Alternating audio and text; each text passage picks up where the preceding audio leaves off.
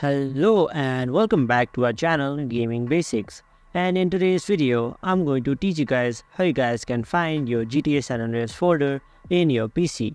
So in order to find your GTA San Andreas file, firstly you have to install the game, and after you have installed the game, if you have installed it in the default directory or default path, then it will be in newcomer, and after that it will be in program files.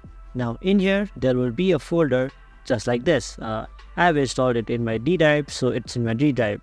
So in your C drive there will be a folder just like this, GTA Trilogy Definitive Edition, DE, and right here you can see my launcher.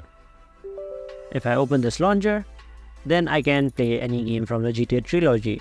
Now if you installed it on the default path, so just like this GTA Trilogy folder, there will be a folder in newcomer, program files, and right here. If you don't find it, it can be in program files 86 as well. So make sure to search in there for a folder called GTA Trilogy Definitive Edition. Or if you just have the normal GTA San Andreas, then it will be just a normal GTA San Andreas folder. So that's how you guys can find GTA San Andreas folder in your PC. Thank you for watching. Make sure to like, share, comment, and subscribe. And don't forget to hit the bell icon so you don't miss out on our next video.